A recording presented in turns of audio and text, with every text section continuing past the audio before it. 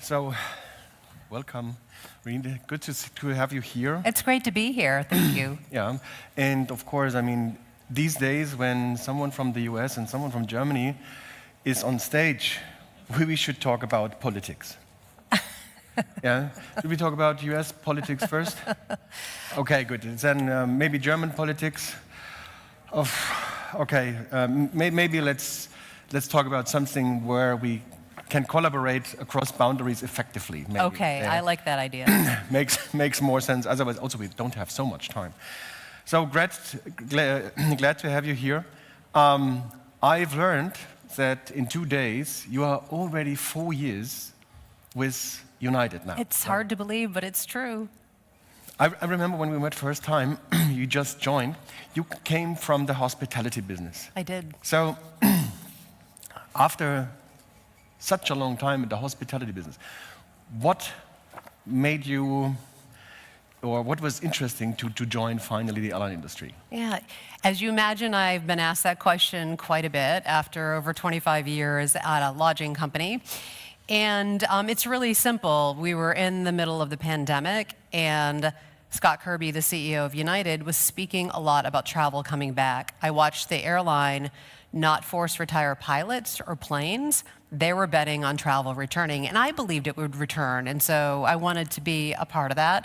I was already fairly loyal to United. It's the only airline I flew when I could, so I understood the culture and what they stood for. But I think the airline industry and the hotel industry is similar, right? There's a lot of similarities. It's about taking care of people and taking care of employees that take care of those passengers, and so I did that 4 years ago, and I've loved every minute of it, and I imagine it'll be a few years more that I'll stick around.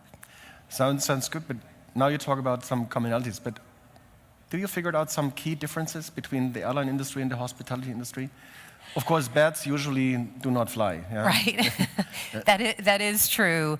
So I led my team at Marriott through the pandemic, and the interesting thing about hotels and air is you really had to get travelers to go to the hotel. You couldn't pick the hotel up and move it somewhere. Whereas, to your point about flying beds, whereas with the airline, you could fly between points where there was actually demand. And I know during the pandemic, the Latin America market was very strong for us. But I would say the biggest difference, so for those that are involved in business travel between hotels and airlines, is most of the large hoteliers are large franchisor and management companies. So when I left Marriott, they had 8,500 hotels. Marriott didn't own any of them. So the decision-making process is very different in that the owner advisory council and the franchise advisory council, there was a lot more collaboration. Doesn't make it right or wrong, but it's very different. So I have to admit, I spent the first 30 days at United saying, okay, who else has to sign off on this? And my team would look at me and say, you.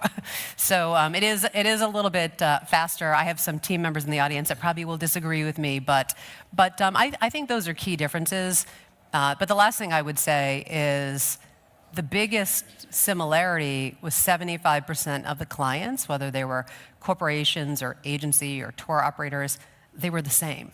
And so I think that that made the transition in bringing those relationships along, made the transition a little bit more seamless. The hotel industry, I mean, they had already worked on, let's say, direct connect interfaces in the past, where in the airline industry, everybody is talking about NDC since quite some time, many years. And doesn't the N mean new? And yeah, maybe it's in the meantime, it should be ODC, yeah, old distribution capabilities, but they are not really visible. What can maybe the airline industry learn from the hotels? Because the hotels have this already. They're doing their own thing, create their own interfaces, have their own pricing behind that. So what can the airline industry learn from that? Yeah, it's a great, I think a great analogy would be, if you think about hotels have a folio. Everything consumed while at the hotel is on one folio that lists the room, the cost of any room upgrade, Wi-Fi, food and beverage, and a whole host of things. And today, it's very different from the airline industry where you have a PNR and an e-ticket and EMDs, and it's not all connected. So I think, I don't know if it's learned from the lodging industry or really expand and almost replicate. I would say would be one order. And so I think the key difference between hotel folios and one order at an airline is that, so that would bring the seat and any upgrades, any Wi-Fi, bags, ancillary spend would be part of one order.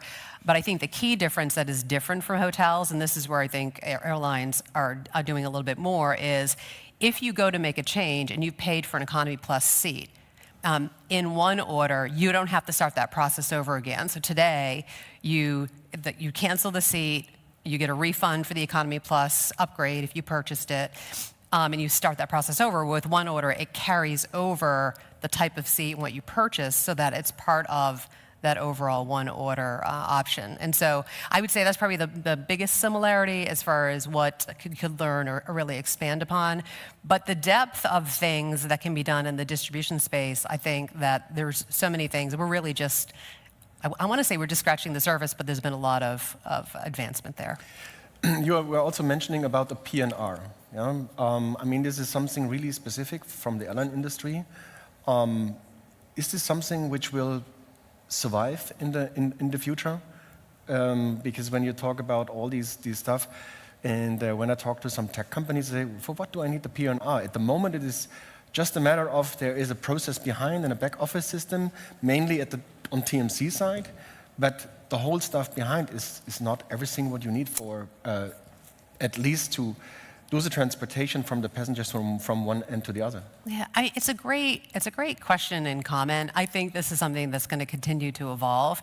When I think about the audience, I would imagine there are business travel corporate buyers. There are also agencies, leisure. So I think the way it evolves is going to look different based on the overall audience and who's actually doing the buying. At the end of the day, in the airline industry, and certainly for United, we want to make the process of booking a flight seamless. So whether you're traveling for business or leisure or for a meeting, making sure that that's as easy as possible. I know we'll speak a little bit about NDC, and when you look at Net Promoter Scores for bookings that are made using NDC, they tend to be higher because it is a more seamless process, regardless of whether you're making an NDC booking through a connection with a GDS or through an aggregator. That process is more seamless, and I think, to get to your question, really, it's a process that's going to continue to evolve, but I think it's going to evolve with the different segments of business and along with the technology enhancements that are made along the way. But coming especially back to this, when I think a little bit further, where do you think, where is all this distribution capabilities, whatever it is in the future, where is it finally heading through? What would be your perfect world, let's say it like this? So I would answer that by speaking about United's distribution strategy overall, because I think it gives a better context to where we're heading, where we think the industry is heading. So really, we have three tenets. The first is around we're going to make content available and bookable where the traveler wants to buy from us. So again, no matter who that traveler is and for what purpose they're traveling. And so the only limitation to that is going to be the channel they just choose to use, that channel's ability to consume and display that product. And so if you think about the breadth of the types of travelers and where they want to come buy from us that's why I think we've got a little bit of runway before we see a complete change in the way folks are buying. So that's the first tenet. And it's why we are strengthening, again, the abilities that we have in those channels.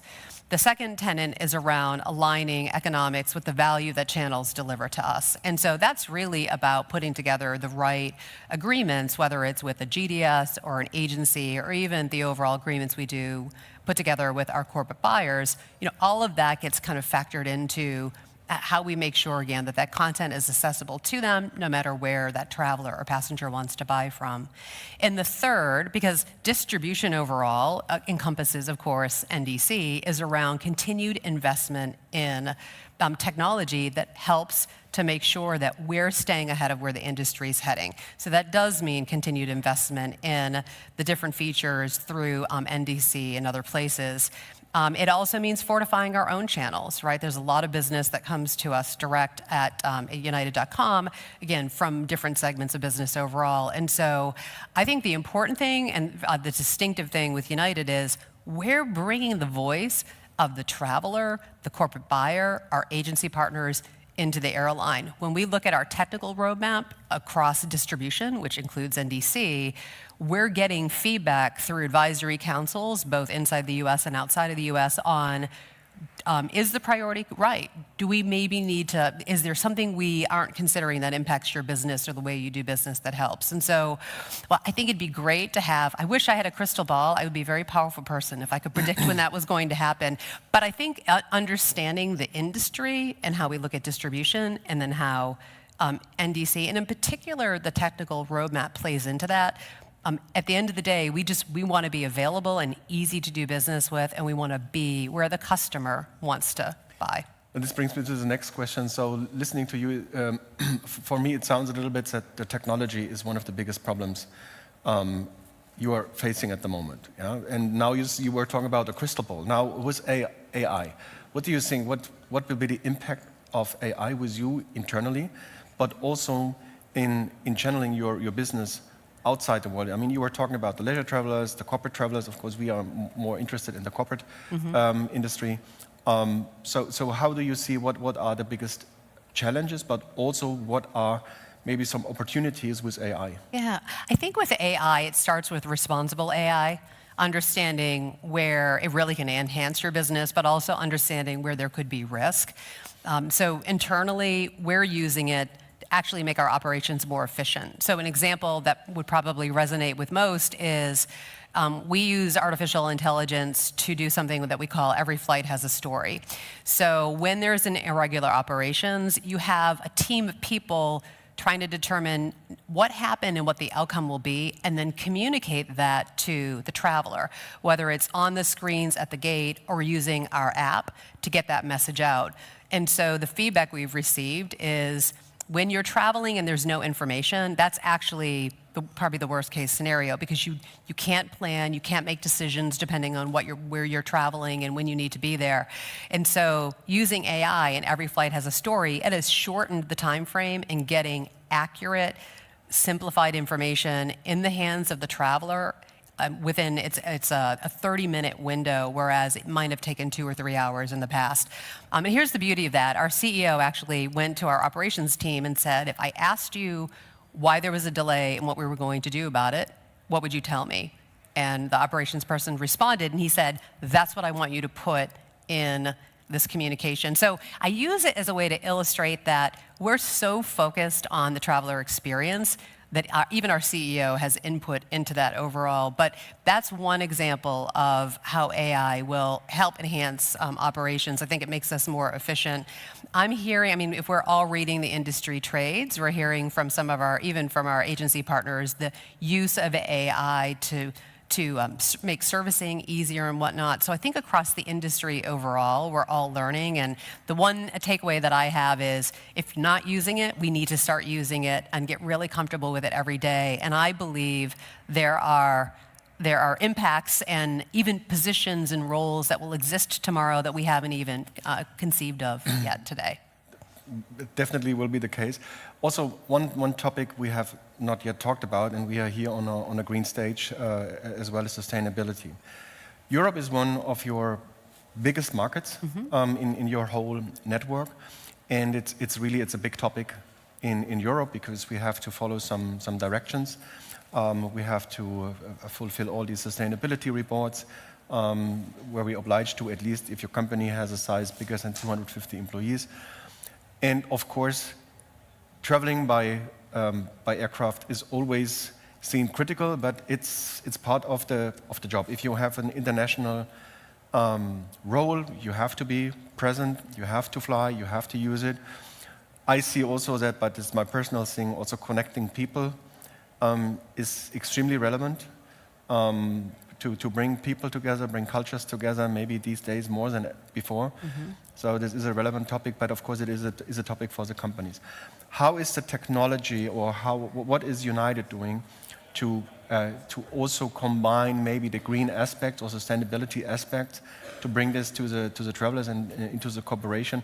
And what is United doing to reduce the impact? Yes, it's such a timely and important topic.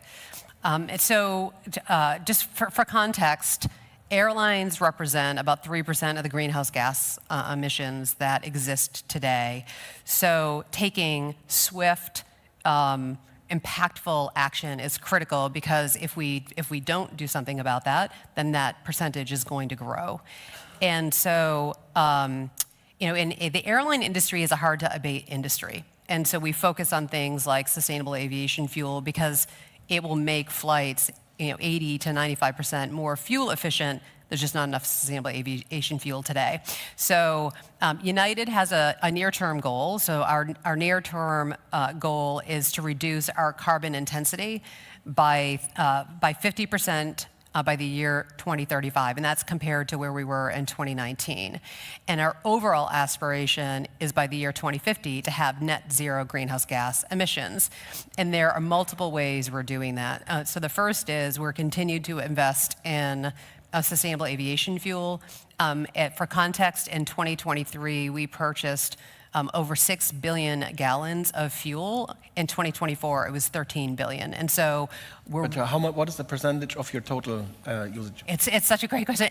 But I think you're asking the right question, because the total, even if we purchase 100% of the sustainable aviation fuel that exists today, it's less than 1% of the fuel we need to run our airline. So it's why we're so focused not just on sustainable aviation fuel, but other technologies and companies that can help us to reduce greenhouse gas emissions. So for example, carbon sequestration is one of those, where you can take carbon out of the air and you can either store it or turn it into renewable fuel. So we're focused on that as well.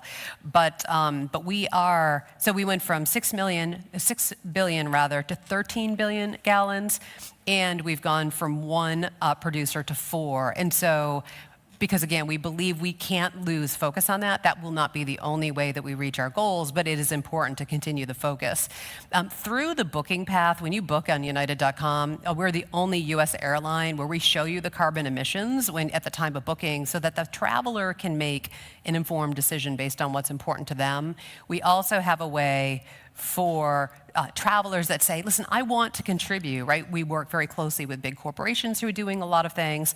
But if an individual traveler wants to make a difference, they can contribute to the United Sustainability Fund, where we invest in things like sustainable aviation fuel, or SAF, carbon sequestration, electric trains and planes and taxis, and those kinds of things. And so it is a multi-pronged effort, and one that we are focusing on very seriously. Thanks also for providing the numbers, and it's true. I mean, it's just 3% currently. I mean, there are also discussions about the clouds which are producing from the engines as well, and might have a negative effect for the atmosphere. But I mean, when we're talking about sustainable aviation fuel, I mean, you just mentioned it. It reduces really the carbon-2 emissions by 80%. Yes. So for me, it would be a no-brainer to invest drastically in having more sustainability. So maybe also for the audience here to understand, what is the problem? Why don't we simply produce more? I think that it's a, again, timely question. It's a matter of getting the operations up and running, bringing a line station on board from beginning to end. I understand takes upwards of 4 or 5 years, but it's also very expensive. And so I think it's you're finding a way to not only, I think investing helps create more sustainable aviation fuel, which creates more availability, and when you match that up against demand, I think that that's the kind of thing that will even out over time. But it just takes, it's not from a lack of interest or desire, it just takes time to get there. And I believe the industry in particular, and also working with our oil and gas partners, are really focused on trying to really speed up that process. I would be remiss not to mention, because of the audience in your focus on business travel, that we at United have something called the Eco Skies Alliance program, where we actually added 15 new members to that this year. We're in our 5th year where we work with corporations what they do is they buy the SAF premium, and there's a certificate and there's a lot of validity that goes into that, where the corporations then can take that and apply that towards their own goals overall. I would state that one thing that's unique to United is we sell that at cost. We're out with the largest buyer, so it tends to be the lowest cost. But again, this is not a profit-making center for us. We know that what signals the signal of demand in the purchase for SAF is what creates more SAF. And so we and several others, I think, in the community realize that this is where we shouldn't compete, right? This is where we should be working together to stimulate demand and to do our part to create an opportunity to develop more SAF. Agree, and we could talk for hours for sure. Unfortunately, time is running. That went really fast. And we are already at the end. But maybe one final question is, what are the changes which are the most exciting ones for you in the travel industry? Yeah, so for me, and maybe it's because I've only been in the airline industry for 4 years, but I think the discussion around distribution and NDC and where that's heading, whether it's supported by AI and just the advances that are being made in technology, I think it's incredibly exciting. I think that there are ways we're going to work with each other that we haven't even thought of today. But what I'm especially encouraged by is the collaboration across multiple industries. I think we're having conversations, or my observation is we're having conversations that look very different than they did even 2 years ago. And if we stay focused on bringing the voice of all of the people in the ecosystem to that conversation, I actually think this industry, we're unstoppable. And so I think that's really exciting, and I like being a part of it. But that's a good final statement. We have more, but this is already read, yeah? It's because we started early. We're overachievers. Okay. Oh, no, that's all good. Can you change this color? It makes me totally nervous here. Yeah. But I mean, coming back to this, and I mean, you just mentioned that working together, and you really need to work across boundaries. And I mean, we all have to protect our environment. Yeah. So, isn't it really also in these days crucial more than ever to really work across boundaries, and also if you look on a geographical level, that we need all to collaborate a little bit more together? I agree. I think, so I was at an industry event in Mexico City 2 weeks ago, and I was speaking to a group of 300 or so industry leaders, and they asked me to just speak in general about collaboration and how we work in particular with corporate buyers and whatnot. And I started by stating, I think, something that really gets to what you're asking, and I said, imagine a world where we all trusted the intent of the partners that we worked with and the geographies that we did business in. You wouldn't have to change your approach to business, you wouldn't have to change your cadence or even your goals, but I think getting business done would be easier. When I think about distribution in general, and I think about just travel in general, and all of the changes that have come since we've gotten out of the pandemic, is that it's change is inevitable, and I think sometimes terms can get used interchangeably, and that showing up at conferences like this where thought leaders are and having those conversations, I think goes a long way to breaking down barriers if there are any, and having great conversations about how do we all win, right? Because I'm really clear that I can't be successful without clients like yourselves or our industry partners and whatnot. And when you start from the perspective of there's something for everyone, I actually think we can do that. Do I think we always get it right? Maybe not. But I do think when we own things and we have great open conversation and we find a way to make our relationships work, I think that we can, anything's possible. Absolutely, it's always about trial and error, and thanks for changing it to green. Having a look on the product, maybe a little bit. Yeah? Sure. I remember some years ago, there was a first class, there was a business class, and there was a coach class. Then the premium economy was introduced later on, and the flatbed arrived in the business class as well. So first class on United disappeared. I mean, I'm not talking about the domestic product, yeah? And I would not say it's first class. I know it's a first class official product, but it's more like the TV chair, yeah, feeling you have. So first class disappears on the long haul flights. Now you have again 3 classes. You have business class, you have a premium egg, and you have economy, and even within economy you have Eco Plus, and then really the tight one. Yeah. So isn't it that we have the same structure a little bit than 20 years ago, just with a different wording? I'm not sure what you're asking, but I'm going to answer it what I think you're asking is, what we're focused on, of course, is having a very consistent experience. And so when you think about long-haul travel, all of our aircraft have been outfitted with Polaris, right? So that the experience is very similar, the amenities and those kinds of things. What I think is beautiful about what at least United Airlines have done is there is a seat for everyone. It doesn't matter why you're traveling. It doesn't matter what your price point is or what experience you want to have. Our focus is on making sure that we've got options for everyone in the aircraft.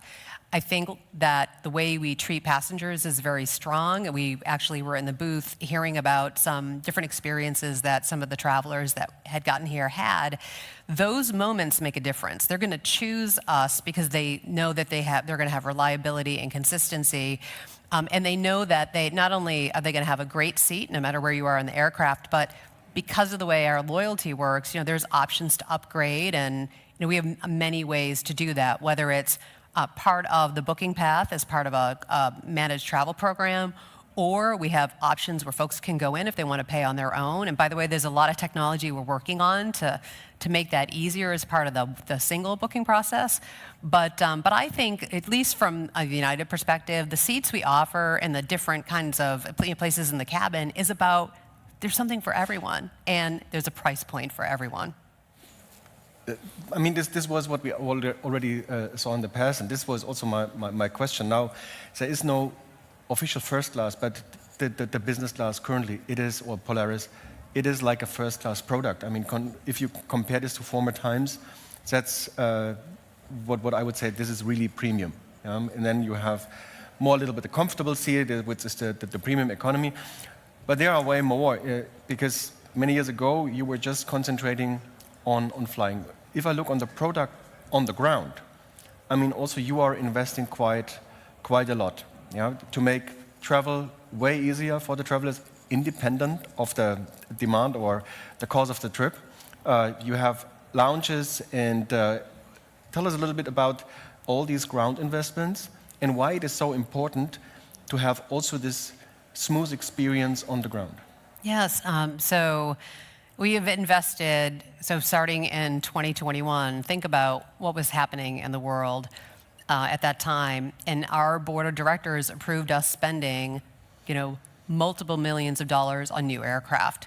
These are aircraft that, are double-digit percentage more fuel efficient. They have things like, lighting, so you can arrive either refreshed or rested, depending on when you arrive. The technology, a plug for everyone, Bluetooth, so you can connect to the screens. Even things like Braille, for the sight impaired at the aircraft. So the aircraft, in addition to having those seats and all those cabin, it's more forward thinking as far as the experience that the traveler would have. To note, we are the largest airline by available seat miles, but as of last month, we also the largest airline by number of aircraft. We took possession of our 1,000th aircraft. We actually fly to 134 countries. 134 destinations in 67 countries internationally, more than all of our domestic competitors combined. So that's transatlantic and trans-Pacific. The reason I say that is that means that we have to not only invest in the product, but even our lounges, right? And continuing to refurbish our clubs. It's another reason why I joined United. During the pandemic, we invested time and money in upgrading clubs, making them larger, implementing new concepts like we call a club fly, where at first in Denver, which was the prototype, now in Houston, and I think you'll continue to see this grow, where if you don't have a lot of time, you can go in and grab high quality food products and other things before you get on your aircraft. And so there is an entire team that looks at this. They look at food and beverage on the flights. They look at snack options, lounges, aircraft, all of those things. We believe experience matters. And it goes, and I want to circle back to, but it also goes back to experience matters, and now you can find a seat on the plane no matter what your circumstances are, and you can feel good that we're going to take care of you. I wouldn't be in my role if I didn't acknowledge too, we think we have the best people, right? That we try to ensure that our teams are empowered, so flight attendants have a lot of information in the palm of their hands to do recognition. We know when someone has a milestone anniversary, or if it's their birthday, or when the last time they flew was. All of those things are personal touches. At the end of the day, as humans, we want to know that we're appreciated. And so United really is taking steps, whether it's product or the technology, to enable our really critical employees to take care of the passenger, because we think those are the building blocks for long-term loyalty. We have to be humble, and we cannot take the business for granted. And all of those things that we've discussed, I hope, demonstrates that we're not only are we trying to do it, but I think in the industry it's important that we do those things. I'm fully with you, and maybe this is also a commonality between the hospitality industry and also the airline industry, because for me always it's all about people. Truly. If you are on a plane, if you are in a hotel, and you are treated really well and nice, and you felt humbled, yeah? Mm-hmm. I mean, this is something which stays in your mind. Even if the product is maybe lacking in some areas. But if you are treated, humbled, friendly, maybe sometimes just normal, yeah? Mm-hmm. This is something which stays. But if you have a super cool product, yeah, where you say, hey, this is top notch, yeah? But the service isn't what you expect. I mean, all the super stuff you have and all the super product cannot really cover this. Yeah? Yeah. One question, because we are here in Germany, and this is also something which you hear from different areas. Everybody is talking about that the costs on German airports are the highest for the airline industry. You are running business with many countries. Mm-hmm. If you compare Europe or maybe Germany to the rest of your countries, is that the truth, and is there any recommendation you would have? I would just say that we have a wonderful relationship with all countries and governments where we do business around the world, and we have ongoing discussions with airport authorities and folks that are responsible for some of the things that might impact those costs overall. I don't think there's any one answer to that, other than, as you would expect, anyone that's doing business at an airline, in an airport, it's ongoing collaboration. And we understand that there's a much bigger picture there. I think one of the great things about ITB and other industry conferences is it's the ability to bring a collective industry voice into those conversations through the different means that not only we as airlines, but all of you, as companies that do business in Germany and other countries have overall. And so I know it's topical, and I know that it's something that all of us are focused on just bringing to the forefront and seeing where the opportunities are. Didn't cover it fully my question, but I certainly understand this, because this is a big discussion here. It is. Everybody said, hey, Germany is an expensive place to operate all these flights, and then they were removing some of the stuff. Therefore, first-hand information is always interesting if it is really so bad. But Germany is, I think, the country where you operate the most daily flights to in Europe. It's a very, very important country for us. And do you see currently the economy? Because also here, Germans like to complain. Yeah, we are not good in. We did something great. I mean, that's the difference maybe to the US. Do you see that there is a reduction? Because when I try to find a space on your flights, I just wanted to check flights to Denver with the help of Torsten, which was quite difficult to get one seat. So is it really reflected on your capacity? I don't see that. Yeah, we're always, so first of all, Germany is an incredibly important market for us. We have a team here that works very closely with not only corporations and corporate buyers, but agencies and tour operators and whatnot.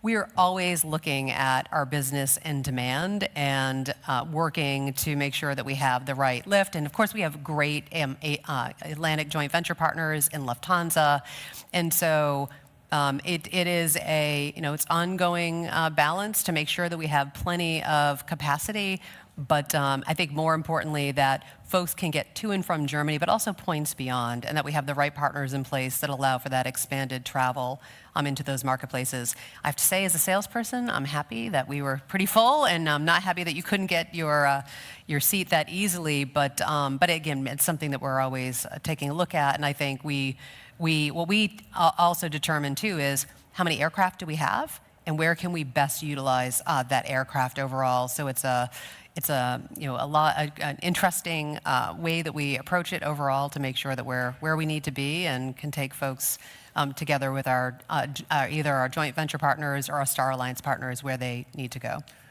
And also one question, because in the beginning you mentioned that there was a reason, or due to the pandemic, you joined United finally.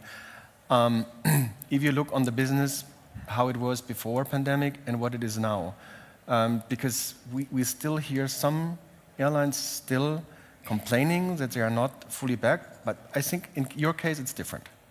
Yeah, so United is, I think, if you think about what we did, right? We didn't force retire planes and pilots. We had the ability to go and grow where we needed to. In fact, when there were a lot of conversations about shortage of people to fly planes, we didn't really experience that.